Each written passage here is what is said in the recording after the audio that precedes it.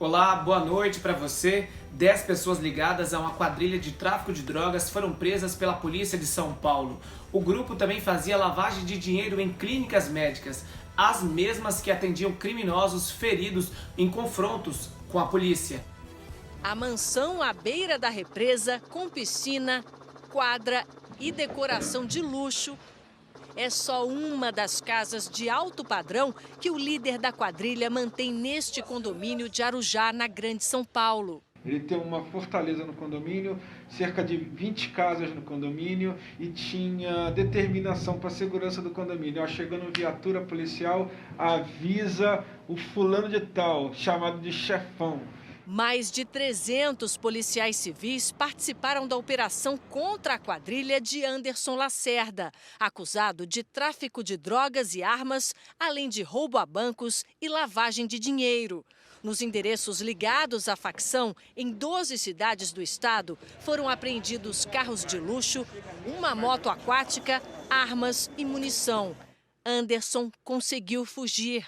A esposa e a nora dele foram detidas. Além delas, foram presos 8 suspeitos de participação no esquema que movimentava cerca de 6 milhões de reais por mês. Entre eles, o ex-secretário de Segurança Pública de Arujá, Carlos Roberto Vissec. A quadrilha fazia a lavagem do dinheiro do crime através de empresas, como clínicas médico-odontológicas, por exemplo. E essas clínicas também teriam como função prestar socorro a criminosos baleados em confrontos com a polícia. Nós não conseguimos contato com a defesa de Carlos Roberto. Veja agora outros destaques do dia. Governo veta ajuda automática de 8 bilhões de reais a estados e municípios. Investigado por corrupção, governador do Rio rompe contrato com hospitais de campanha. Brasileiros vão testar a vacina contra o coronavírus. Morre em São Paulo, vítima da Covid-19, a cantora Fabiana Anastácio. Agora, Brasil.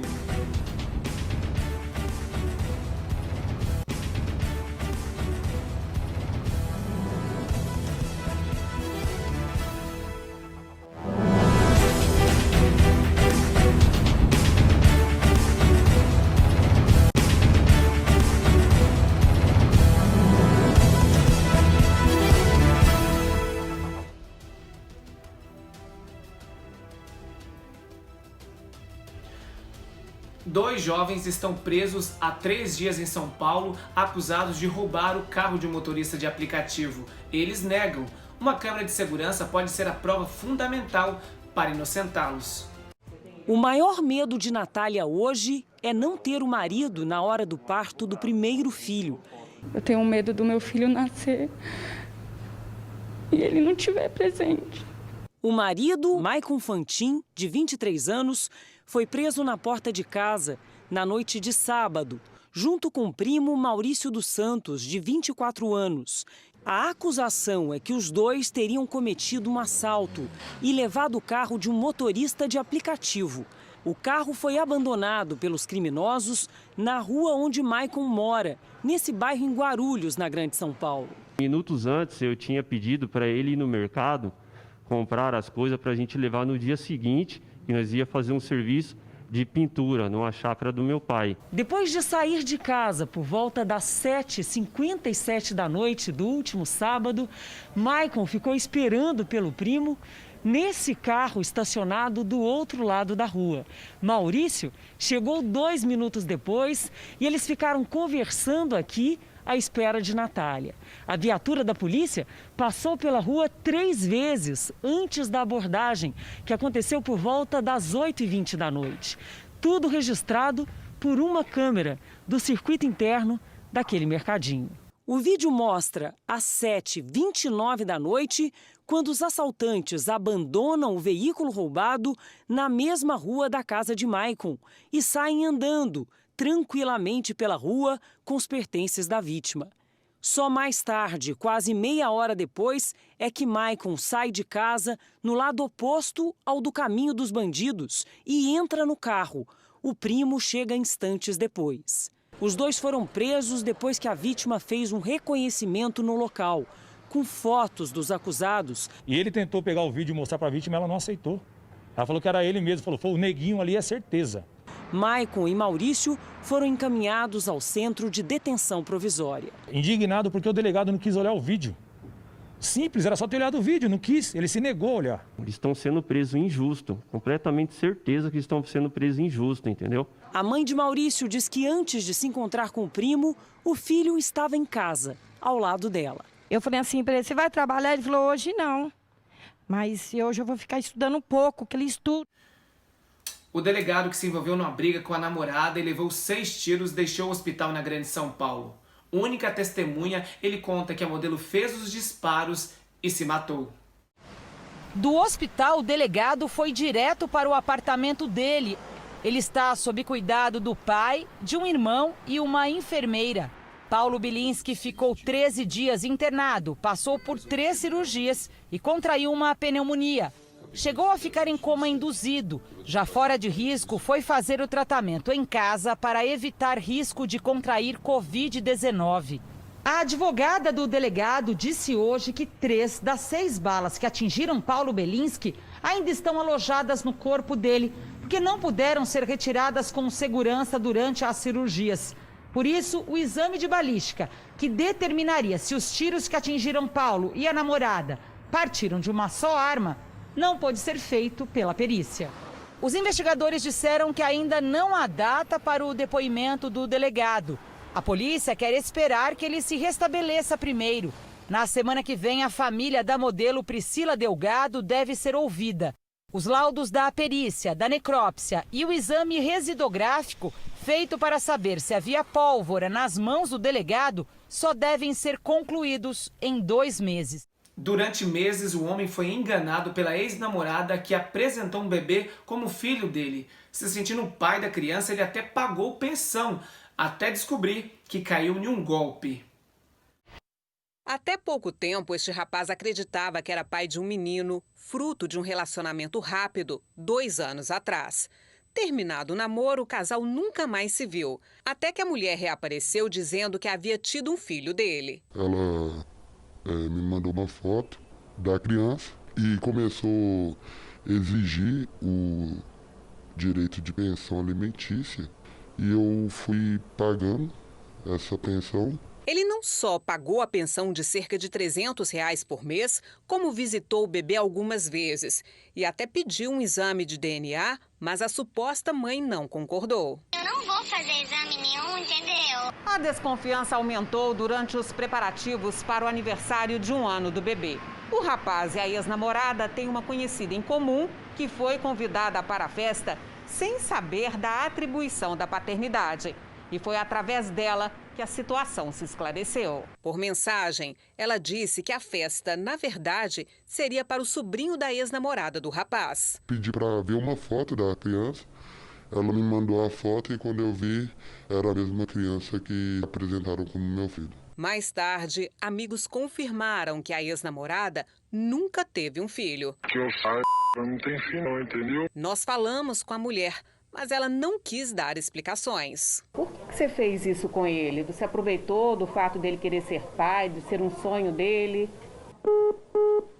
O caso será investigado pela polícia. Se essa pessoa, a autora, fez isso com o meu cliente, ela pode fazer isso com demais pessoas também. Querendo ou não, eu me aproximei um pouco da criança e quando eu descobri que eu não era mais pai, é a mesma sensação do mundo ter desabado.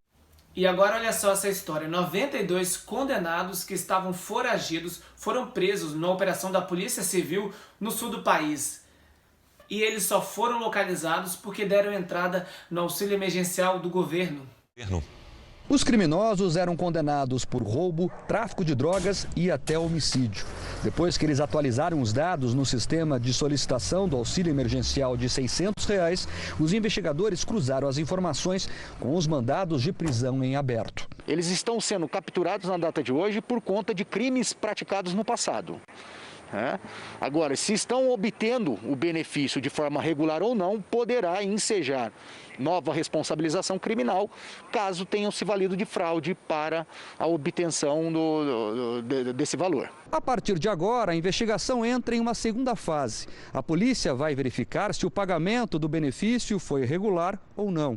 Segundo a Controladoria Geral da União, 27 mil foragidos em todo o Brasil tiveram auxílio emergencial aprovado nos últimos dias, o que custou 16 milhões de reais aos cofres públicos. No Rio Grande do Sul, cerca de 820 foragidos estão no levantamento, mas em Porto Alegre ninguém foi preso. A Polícia Civil Gaúcha foi até os endereços repassados por quem fez as solicitações do auxílio, mas ao contrário do que aconteceu no Paraná, não encontrou ninguém. Quando recebemos essa lista com os possíveis endereços, já tínhamos pouca esperança de encontrar as pessoas lá, até porque dificilmente uma pessoa vai trocar a sua liberdade, por um valor de R$600. E veja daqui a pouco aqui no Agora Brasil, a Organização Mundial da Saúde retorna ao estudo com a hidroxicloroquina e começa a ser testada no Brasil a vacina contra a Covid-19. Eu volto já.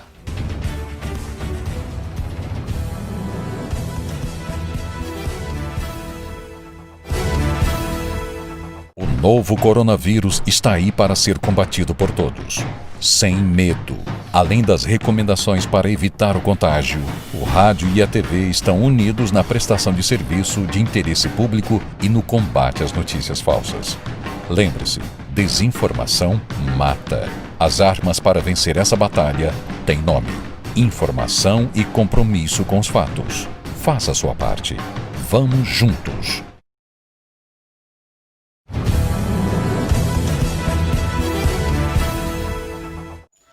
O Supremo Tribunal Federal rejeitou o pedido das defesas do ex-prefeito do Rio, Eduardo Paes, e do deputado federal Pedro Paulo para arquivar o inquérito que investiga o pagamento de propina em campanhas eleitorais. A decisão foi unânime. Eduardo Paes e Pedro Paulo queriam o fim das investigações, mas por unanimidade, o Supremo Tribunal Federal negou o arquivamento do inquérito que apura o pagamento de propina ao ex-prefeito do Rio e também ao deputado federal. Eles são suspeitos de ter recebido 18 milhões de reais da empreiteira Odebrecht em troca de facilidades nas obras para as Olimpíadas do Rio em 2016. Leandro Azevedo, ex-executivo da empresa, declarou que o então secretário da Casa Civil, Pedro Paulo, negociava com a empreiteira em nome de Eduardo Paes. Pedro Paulo era ativo, ele era o braço direito do Eduardo Paes. As nossas tratativas de projetos, de discussões, para, por exemplo, investimentos, eram feitas na Casa Civil, eram feitas através do Pedro Paulo. As defesas de Paes e Pedro Paulo alegam que as investigações são baseadas em delações premiadas e que os depoimentos não trouxeram provas durante 38 meses de investigações. Em dezembro do ano passado, o relator do caso, o ministro Marco Aurélio Mello, já havia negado o pedido de arquivamento. Mais uma vez, o Supremo Tribunal Federal entendeu que a delação premiada é um meio importante de obtenção de provas e para autorizar investigações. Agora, o inquérito no Ministério Público Federal vai apurar se o ex-prefeito Eduardo Paes e o deputado federal Pedro Paulo cometeram crimes de corrupção passiva, lavagem de dinheiro e evasão de divisas. A Organização Mundial da Saúde vai retomar os testes com a hidroxicloroquina em pacientes com a Covid-19. Uma das vacinas mais promissoras no combate ao Covid-19 começa a ser testada no Brasil ainda este mês. Os primeiros testes mostram que ela é segura e por isso mais gente pode ajudar a descobrir se ela realmente funciona. Os pesquisadores da Universidade de Oxford, no Reino Unido, já estudam os efeitos da vacina em mais de 10 mil pessoas. O Brasil, primeiro país fora da Europa a participar dos testes, foi escolhido porque ainda tem alta transmissão do coronavírus. 2.000 voluntários de São Paulo e Rio de Janeiro vão participar. A vacina usa uma versão enfraquecida do vírus para a produção de anticorpos. A ideia é que o organismo esteja preparado para reagir quando tiver contato com o coronavírus. Macacos já receberam as doses, foram infectados e o resultado permitiu a aplicação em humanos. No Brasil, os testes vão ser conduzidos por um centro de excelência da Universidade Federal de São Paulo. Foram contratados profissionais médicos especificamente para o teste, comprado equipamentos, para proteger as pessoas que forem participar e para as pessoas poderem ser testadas. Todos os dias, 100 pessoas vão receber a vacina ao longo dos próximos dias. E depois eles vão ter visitas de acompanhamento para ver como que está evoluindo. Os voluntários são adultos que ainda não foram infectados. Nesse momento, a prioridade é testar profissionais da saúde que estão na linha de frente no combate à Covid-19. Isso porque eles estão muito expostos ao coronavírus, o que aumenta a chance de descobrir se a vacina realmente funciona. A pesquisadora está otimista e, se tudo der certo, a vacina pode estar disponível até o fim do ano. Um grupo recebe a vacina Covid e o outro uma outra vacina controle. A pessoa não sabe o que ele vai receber. E com isto, a gente pode acompanhar todos os que estão envolvidos no estudo durante este período de um ano para ver quem vai adquirir a doença. Por causa da pandemia, a produção industrial no Brasil caiu mais de 18% em abril. É o pior resultado desde o início dessa pesquisa. No galpão gigante, 2 em cada 3 máquinas estão paradas. Funcionam só as que fazem máscaras e aventais hospitalares. A fábrica na Grande São Paulo é um retrato do momento que atravessa a indústria brasileira. Em abril, a produção caiu 18,8% comparando com março, que já vinha em queda. Juntos, os 2 meses da pandemia derrubaram a produção em 26%. O setor têxtil está entre os que mais caíram, perto de 40% em relação a março. E como na economia tudo está interligado, o resultado de um setor afeta o outro. No caso dessa fábrica, ela fornece tecido para a indústria automobilística, que praticamente parou no mês de abril, quando a produção despencou quase 90%. A indústria têxtil, ela é uma das primeiras a sentir, isso não específico da nossa empresa, mas como a área de confecção, como os shoppings e o comércio está fechado, então é a primeira a não ter o consumo. Agora nós vamos atualizar os números da Covid-19 aqui no Brasil. São 560.485 casos confirmados da doença, 32.688 mortes, 1.349 novos óbitos nas últimas 24 horas. Este é o recorde no número de mortos em apenas 24 horas.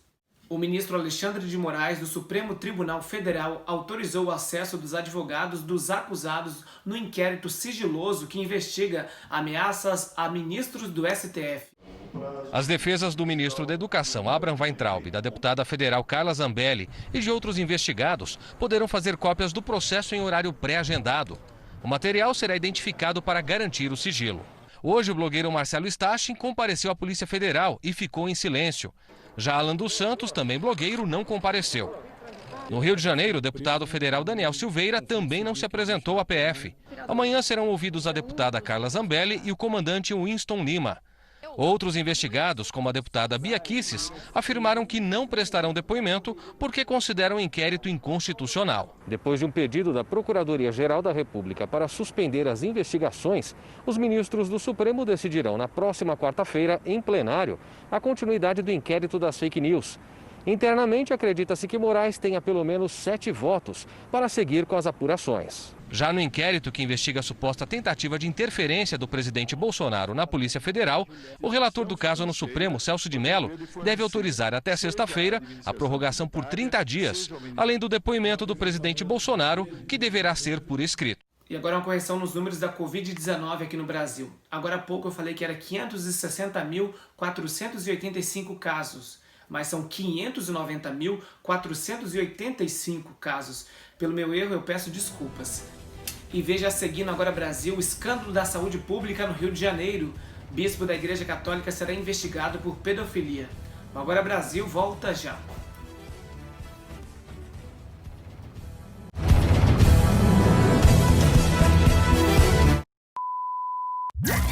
Alguns não viram que só a TV Brasil mostra toda a diversidade do país.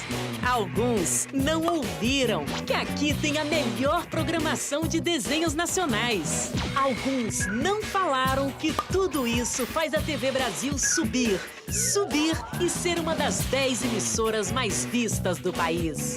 Aqui não tem mico, tem uma TV Brasil ainda melhor. E morreu hoje em São Paulo a cantora Fabiana Anastácio, vítima da Covid-19. A cantora estava internada há mais de uma semana em um hospital de São Paulo por complicações causadas pelo coronavírus. Amigos, parentes e fãs lamentaram a morte da cantora nas redes sociais. Agora, dessa vez, a nossa amiga, nossa irmã em Cristo, nossa colega Fabiana Anastácio, pedindo ao Espírito Santo de Deus para que venha confortar o coração da família da Fabiana.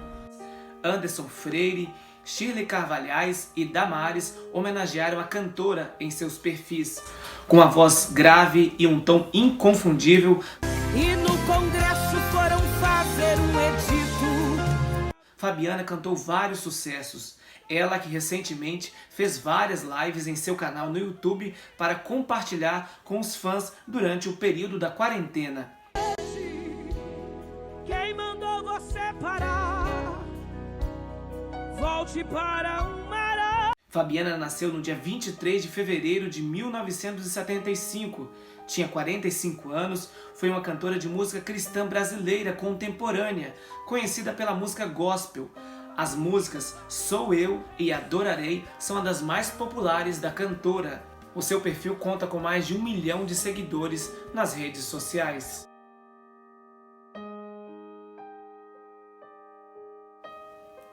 Depois de uma notícia dessa, não dá nem para desejar uma boa noite. Até amanhã.